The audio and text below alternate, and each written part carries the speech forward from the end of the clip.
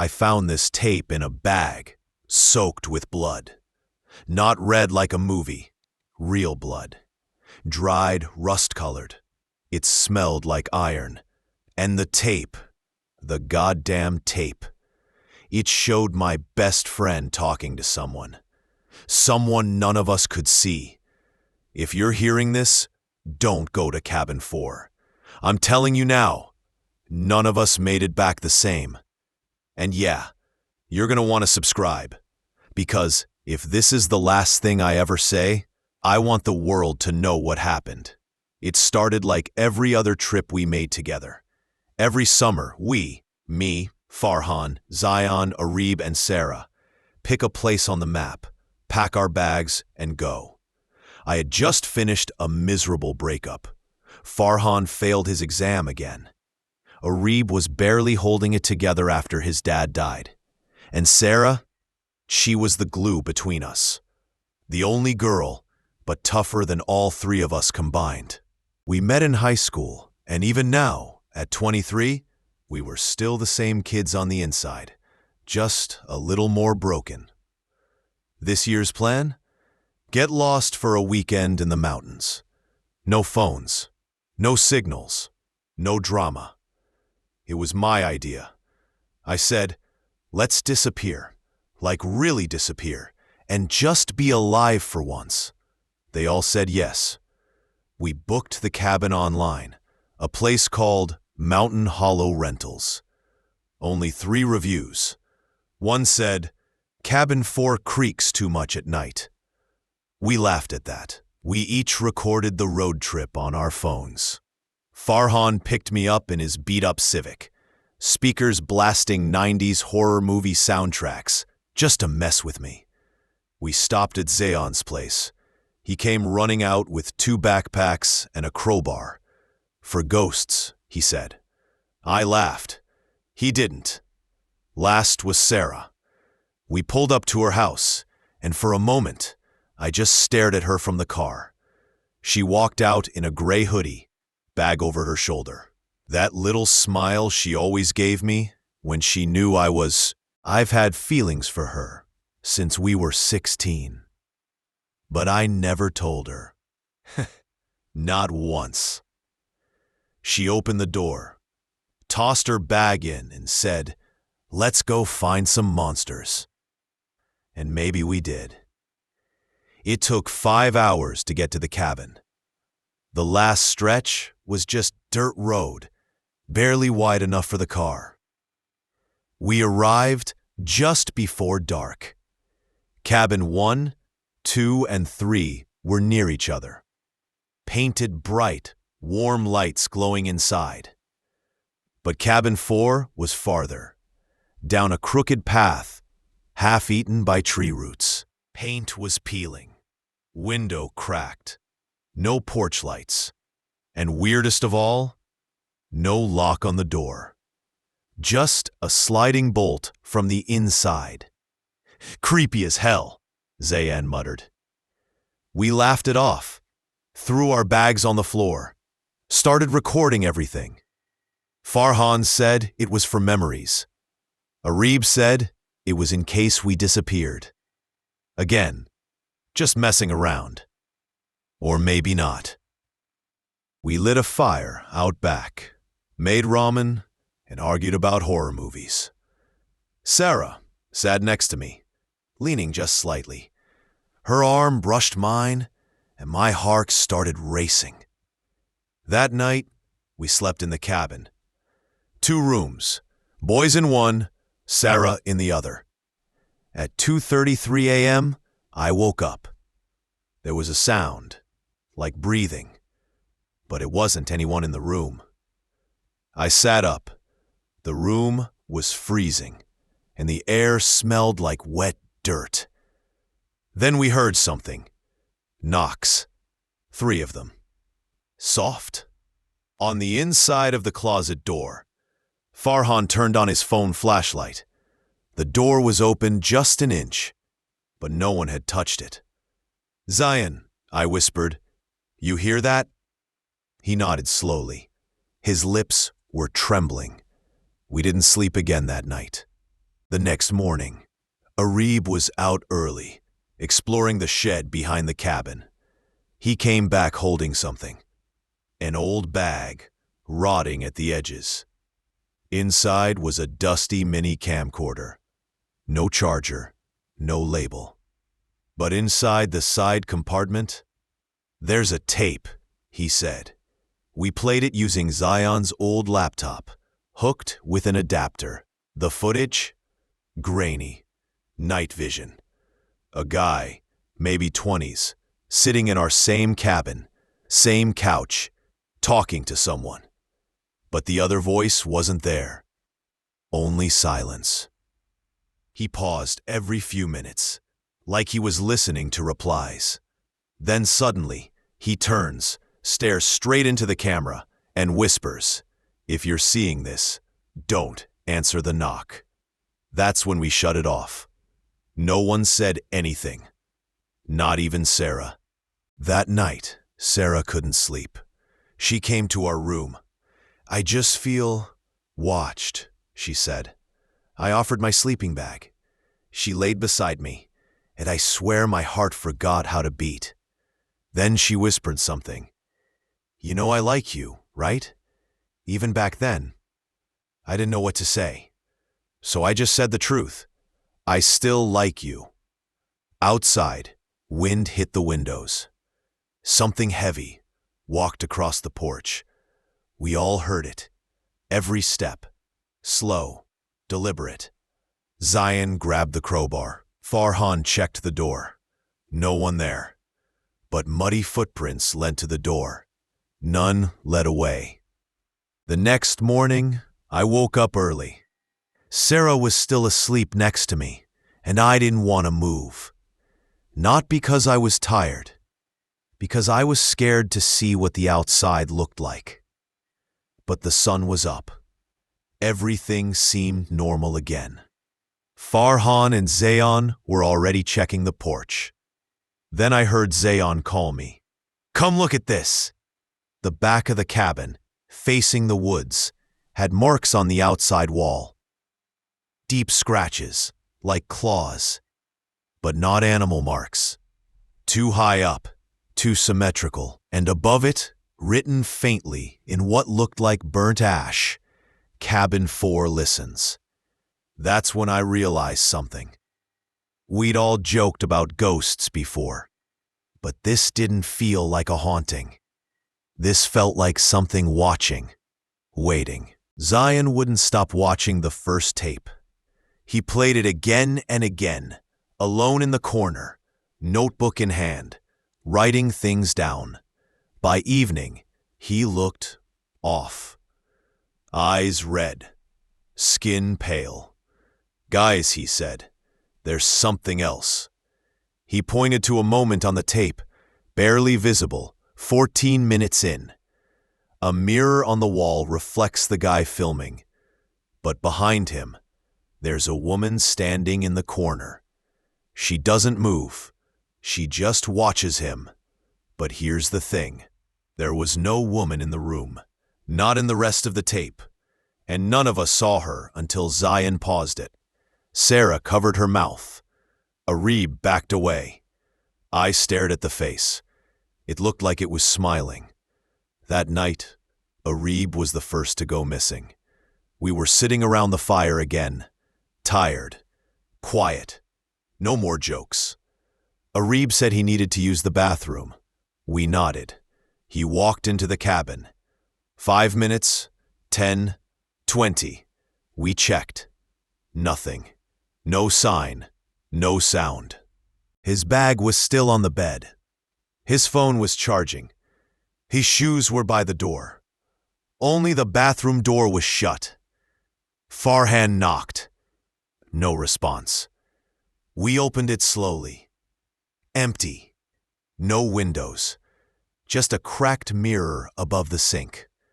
But on the mirror, scratched into the glass, one by one, quietly, we panicked. For the first time, no one said a word. Farhan ran to the car to check for signal. Nothing. He tried to drive, but the engine wouldn't start. I remembered something.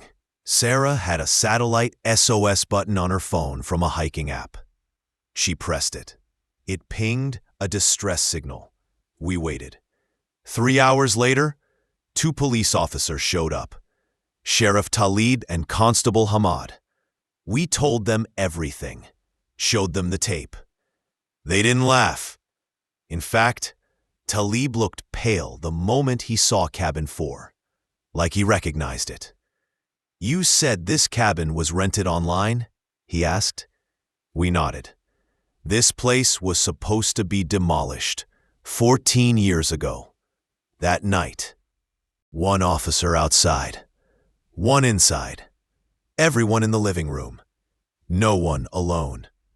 Except 2:44 a.m. I woke to the sound of breathing again. Slow, deep. I thought it was Zion, until I looked across the room and saw all 3 of them asleep. Then I noticed the front door, wide open, and outside, in the woods, Officer Hamad was walking barefoot toward the trees. I ran out, called his name. He didn't respond, just walked slowly, like in a trance, into the blackness. Talib came running. Flashlight in hand, we searched for hours. Nothing.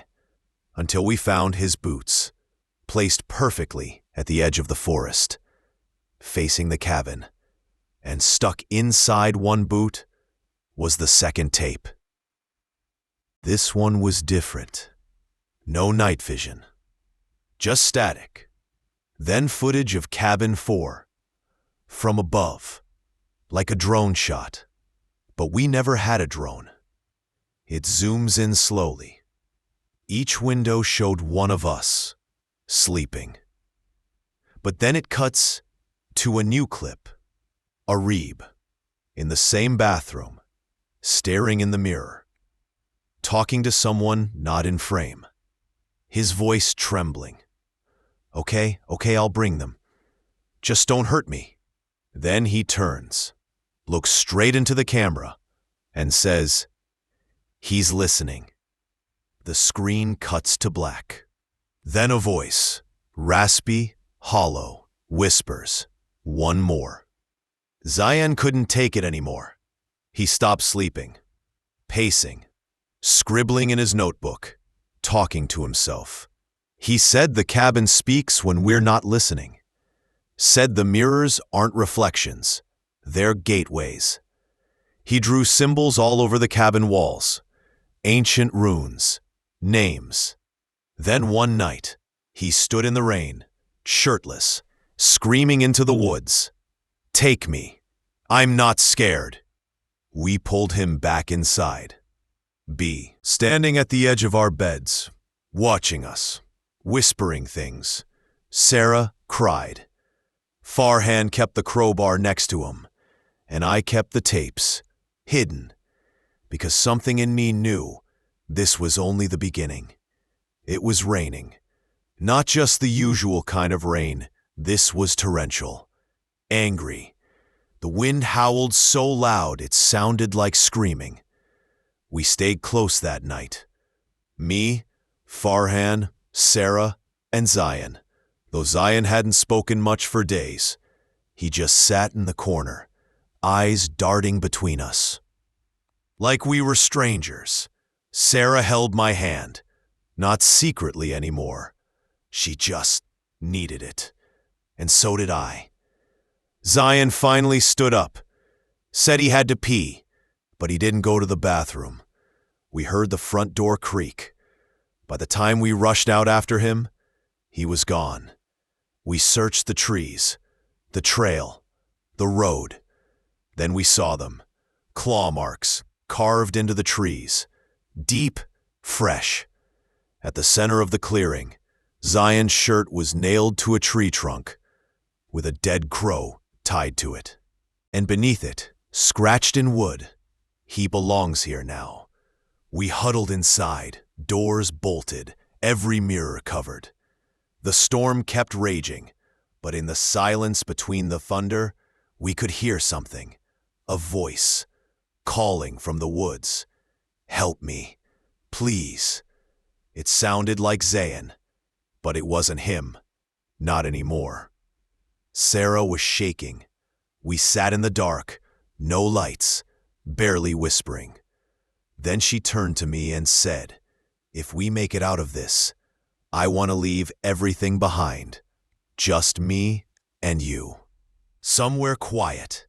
I wanted to cry. I wanted to hold her and freeze time. Instead, I just nodded and whispered, "Yeah, me and you." We kissed. It felt like the only real thing left in this place. And then the radio turned on by itself. Static. Then a voice, deep and wet and slow. Two left. Sheriff Talib returned the next morning with backup.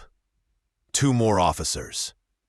They found Zion's notebook under the couch. Inside were maps of the cabin, scratched schematics of crawl spaces, and lines of writing in symbols none of us could understand. Talib didn't look surprised. He sat us down. "I didn't tell you everything," he said. "This place, Cabin 4, was sealed for a reason." He showed us an old police file. A woman in her 30s, reported missing in 1997. Her last known location? Cabin 4. She recorded a tape, too. Same kind of voice, same symbols, same warnings. We found her body in the well. Face completely removed, clean cut. That well was behind the cabin, and the cover was missing. We played the third tape, found in Zion's backpack, tucked inside his sock. This one was different. It was labeled in sharp red marker. "If you play this, don't look at the mirror." We played it anyway. It showed Zion, alone, sitting on the porch. "I saw it," he whispered. "It doesn't want all of us, just enough to stay awake." Then he looked off camera. "I know you're there. You don't need to hide." And then he starts laughing. Not human laughter. Something broken, like he'd snapped. Then he stops suddenly. His face goes blank. "Don't trust the sheriff," he said. "They made a deal with it. Every 10 years, a new group, new bodies." Then the screen goes black. We turned to Sheriff Talib. He was already gone. We packed. We were done. Sarah and I threw our stuff in the car. Farhan was behind us, grabbing food, flashlight, tape evidence. We were ready.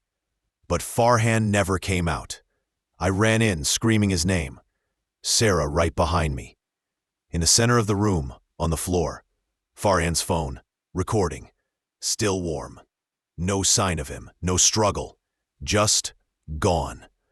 Then the mirror in the hallway began to ripple, like water. And in the reflection, I saw him, Farhan, screaming, but his mouth wasn't moving in real life, only in the mirror. Sarah pulled me back. I dropped the phone. "We have to go," she screamed. I didn't want to leave him, but there was nothing left to save. The cabin was feeding, and we were next. We ran, me and Sarah, through the mud, through the trees, with nothing but a flashlight and my backpack. We didn't even speak. No screams, no crying. Just the sound of breath and branches slicing our faces. The car wouldn't start. Again. So we went for the road. The same one we came in on. But after 40 minutes of running, it led us back to the cabin. Back to Cabin 4. Sarah collapsed. She started crying, whispering, "It won't let us go. It's looping us." And she was right. Farhan, Zayn, Arib. They weren't taken. They were trapped. The cabin wasn't just haunted. It was alive. Right as we tried to break in through cabin 2, headlights appeared. Sheriff Taleb stepped out of a Jeep, alone. His face looked gray, like all the blood had drained. "You weren't supposed to survive," he said. He didn't draw a gun. He dropped a small box at my feet. Inside, another tape. Marked 1997, the first offering. He looked at Sarah, then at me. I lunged. We fought. Fists, blood, mud. The sheriff was strong, but he was already broken. Sarah grabbed the crowbar, Farhan's crowbar, and hit him once, then again, then silence. She dropped to her knees. "I don't want to die here," she whispered. Neither did I. We watched the 1997 tape. A girl, young, maybe 19, sits in the same room where we'd slept the first night. Same walls, same layout. She's crying. "I came with friends," she says. "They're all gone now." Behind her, a door creaks. And from the darkness, a face begins to rise. Slowly, upside down, crawling along the ceiling. She doesn't turn around. She just says, "I know you're there. Take me instead." It cuts to black. Then we hear it. The voice. Low, distant, like 100 voices at once. She gave. Others ran. One always stays. Then screaming. The kind you never forget. We slammed the laptop shut. Sarah was shaking. That thing, it chooses. I woke up 3 days later in the hospital. They said hikers found me unconscious near the trail, soaked and starved. No sign of Sarah. No tapes. No sheriff. No friends. Just me and the camcorder. Still running. But here's the thing. The last 5 minutes of that recording, it's not me talking. It's her. Sarah's voice. Whispering. "He lied to you. He always lies." Then the screen turns to static, and the last words I hear, before it ends, "You're next." I've watched those tapes 100 times. I've shown them to cops, reporters, online forums. No one believes me. But you, if you've made it this far, don't let this be where it ends. Share this. Like this, subscribe, not for me, for Sarah, because Cabin 4, it's still out there, and it's hungry.